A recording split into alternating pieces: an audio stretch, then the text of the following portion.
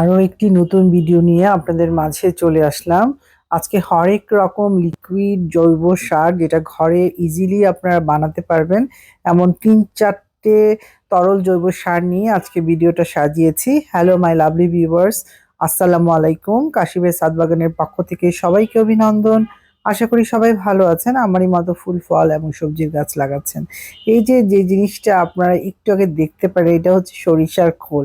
এটা আমরা প্রত্যেক ছাদ বাগানেই জানি এটা সরিষা খোল। এটা ভিজে যে সারটা তৈরি হয় সেটাই হচ্ছে অত্যন্ত উপকারী গাছের জন্য, লিকুইড বেসড ফার্টিলাইজার গাছের জন্যে। আমি এইটা ২০০ গ্রাম পর্যন্ত ভিজালাম। সরিষা খোলে তরল লিকুইড এই জৈব সারটা অত্যন্ত উপকারী গাছের জন্য। তার সাথে অ্যাড করে দিলাম পটাশিয়াম। পটাশিয়ামটাও গাছের জন্য অত্যন্ত উপকারী, নাইট্রোজেন সমৃদ্ধ সার এই সরিষার খোল। তার সাথে অ্যাড করলাম পটাশিয়াম এক্সট্রা ভাবে। এটা প্রায় ৭ দিন আমি পচিয়ে তারপর গাছে দিব।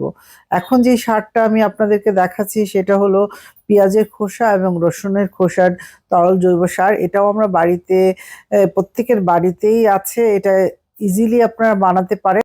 এই রসুনের খোসা এবং পেঁয়াজের খোসা আমি অ্যাটলিস্ট ৭ দিন পচিয়ে নিয়ে তারপর লিকুইড তরল সারটা ছেঁকে গাছে দিব। এটা আমি প্রতি ১৫ দিন অন্তর অন্তর গাছে দেই।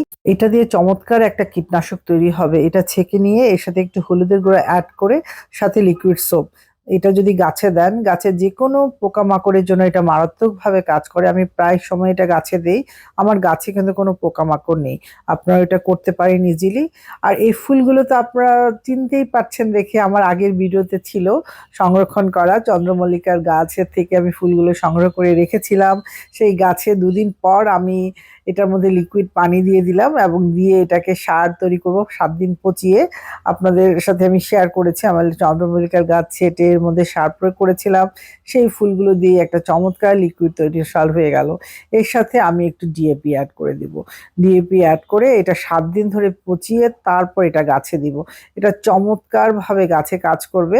আপনার যে কোনো ফুল, শুধু চন্দ্রমল্লিকা না, যে কোনো ফুল সংগ্রহ করে যদি এইভাবে সার তৈরি করে গাছে দেন, গাছের প্রতিটা গাছের জন্য এটা এসেনশিয়াল।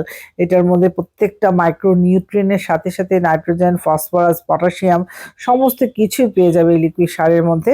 আপনারা এটা ইজিলি বাসায় বানাবেন এবং গাছে দিবেন এবং চমৎকার একটা রেজাল্ট পাবেন ইনশাল্লাহ। একে একে প্রায় আমার ৩টে সার হয়ে গেল। একটা হচ্ছে সরিষা খোলের তরল সার, একটা পেঁয়াজ এবং রসুনের খোসার তরল সার, আর একটা ফুল এবং ডিএপি সহযোগে একটা তরল সার করলাম। এইগুলা ৭ দিন অন্তর অন্তর আমি গাছে দিয়ে যাব। আর এই যে একটা চমৎকার মরিচের গাছ দেখতে পাচ্ছেন, এটার মধ্যে কিছুই না, আমি ঘরের উচ্ছিষ্ট যেগুলা থাকে সেগুলার পচিয়ে গাছটা বসিয়েছিলাম। সেখান থেকে কি চমৎকার ফুল এসছে। এর আগে আপনার যখন সার দিয়েছিলাম এই গাছটা আমি আপনাদের সাথে শেয়ার করেছি। তারপরে ফুল কি পরিমাণ এসছে এই গাছটার মধ্যে, এবং মরিচও আছে। এই আরেকটা তরল সার যেটা ইজিলি প্রত্যেকের বাড়িতেই হয়, প্রত্যেকের বাড়িতেই ভাত রান্না হয়, ডাল রান্না হয়। সেই চাল ডাল ধোয়া পানিটা আপনারা সংরক্ষণ করে রাখবেন। এটা পচিয়েও দিতে পারেন, সরাসরি প্রতিদিনেরটা প্রতিদিন দিতে পারেন বা পরের দিন দিতে পারেন, এটা আপনাদের সুবিধা মতো। এইটার সাথে আমি যেটা অ্যাড করব সেটা হচ্ছে অ্যামাইনো অ্যাসিড, মানে মাছের যে এই চর্বি থাকে, তেল থাকে, পেটি থাকে, সেটা দিয়ে আমি একটা লিকুইড তরল সার তৈরি করেছিলাম। সেইটা এই চাল ডাল ধোয়া পানির সাথে অ্যাড করে, এর সাথে আরেকটু নর্মাল পানি অ্যাড করে ডাইলুট করে তারপর আমি প্রতিটা গাছে দিব এবং গাছে স্প্রেও করব। এই জিনিসটা কিন্তু চমৎকারভাবে গাছে কাজ করে। আপনারা একবার শুধু বানিয়ে দেখুন। কিছুই না, আমার চ্যানেলে দেওয়া আছে আমি কি করে অ্যামাইনো অ্যাসিড বা ফিশ ফার্টিলাইজার বানিয়েছিলাম।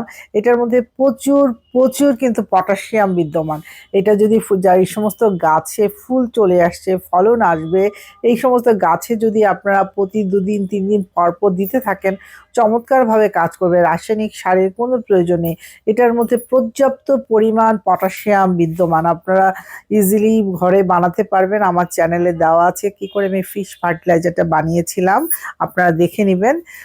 আর এই তো আমার চমৎকার কুমড়োটা, এটা শেয়ার করেছি, আস্তে আস্তে বড় হচ্ছে, বড় হবে ইনশাল্লাহ। আরো এই অ্যামিনো অ্যাসিড কিন্তু গাছের জন্য ভীষণ উপকার। আরো কুমড়ো ফুল এসছে, আস্তে আস্তে অনেকগুলি কুড়ি এসছে একটা গাছে। এটা কিন্তু গাছটা আমার মরতে বসছিল, সেইখান থেকে আমি গাছটা বাঁচিয়ে এনেছি শুধু এই লিকুইড তরল সার দিয়ে দিয়ে। এই সেই ফিশ ফার্টিলাইজার, এই সারটাকে সমপরিমাণ পানি দিয়ে আমি একেবারে ডাইলুট করে নিয়েছি। ডাইলুট করে এখন পরিমাণ মতো করে গাছে দিবেন যাতে গাছের নিচ দিয়ে এটা বের না হয়ে আসে, বা একদিন মাটিটা ভালো করে শুকিয়ে নিয়ে তারপর আপনারা দিবেন। এমনভাবে দিবেন যাতে সারটা পুরোটাই মাটিটা শুষে নেয়, কোনো যেন অতিরিক্ত পানিটা বের হয়ে না আসে। এইভাবে আপনারা দিবেন, তাহলে গাছের জন্য খুবই উপকার হবে এই সারটা। আমার নতুন বন্ধুরা সবাইকে অসংখ্য অসংখ্য ধন্যবাদ। আমার যারা পুরনো ভিউয়ার্স আছেন তাদেরকেও ধন্যবাদ। আর নতুন বন্ধুদের বিশেষ অনুরোধ রইল, চ্যানেলটাকে সাবস্ক্রাইব করে আমার পাশে থাকবেন, আমাকে ভালোবাসা দিয়ে যাবেন অবিরাম।